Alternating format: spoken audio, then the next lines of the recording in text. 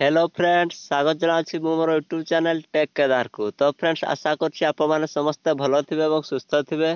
तो देखंतु आज रे वीडियो रे आमे दशहरा पर्व विषय रे ओडिया रचना आप माने केवल लिखिबे से विषय रे मु आज रे वीडियो रे मु आप मान को कहबी। यदि आपन को स्कूल रे यदि आपन को दशहरा पर्व विषय रे रचना टे लिखा पई कहि थांती ताले आपन माने ए रचना टी को लेखंतु आपन माने फुल मार्क पाई परिबे। तो चलंतु देरी न करी आज रे वीडियो टा आमे वर्तमान स्टार्ट करबा। तो आपण किभଳି लिखिबे देखंतु प्रथमे आपण माने हेडिंग दे दियंतु उपक्रम एवं ता तळे लिखंतु आश्विन मासरे सारा भारत वर्ष रे हिंदू मानक परंपरार सबुठारु विशिष्ट तथा प्रसिद्ध पर्व पालित होइथाय जहा दशहरा बा दुर्गा पूजा नाम रे ख्यात अटे।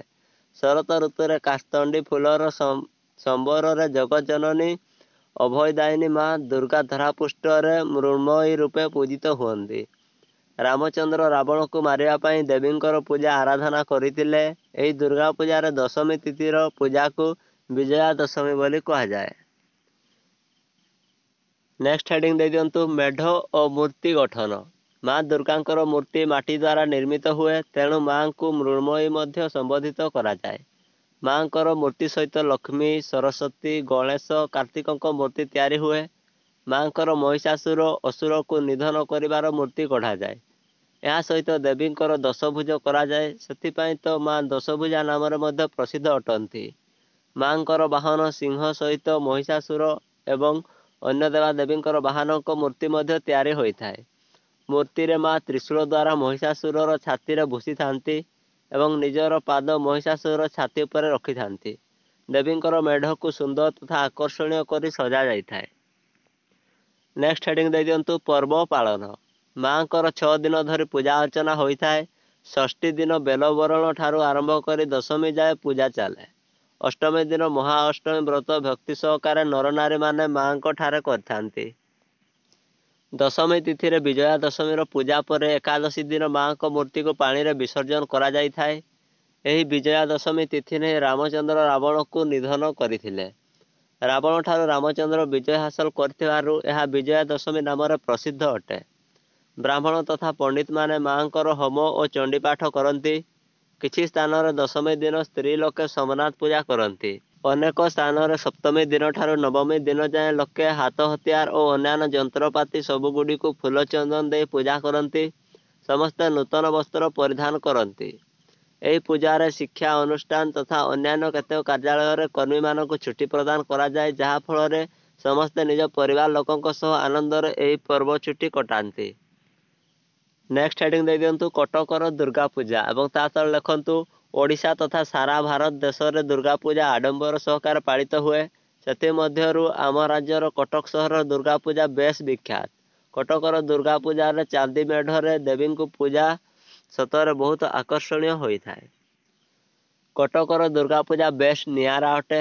रास्ता मानकर विराट विराट तोरण निर्मित होइथाय। मेढ गुडी को जाक जकम रे सजाई दिया जाइथाय।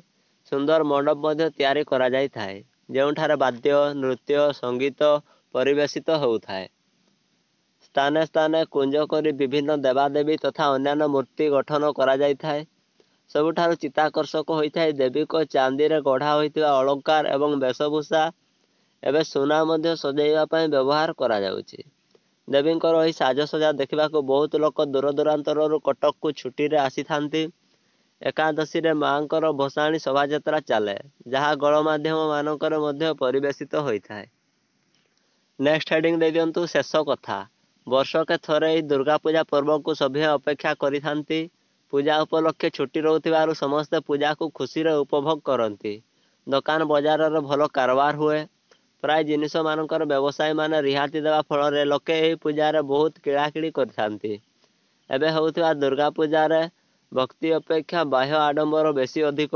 सबु स्थान रे केवल प्रतियोगिता पाई पूजा करा जिबारे लोके व्यस्त तथा मेढ शोभा यात्रा बेले जेपरी दंगा होउछि ताहा अत्यंत मर्मनुत।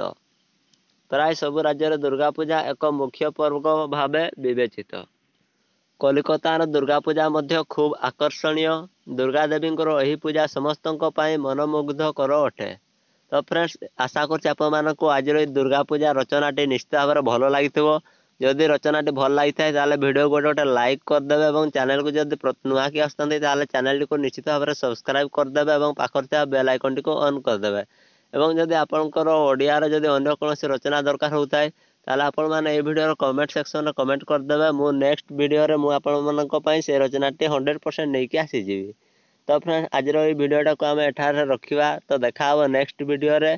जय हिंद जय भारत वंदे मातरम।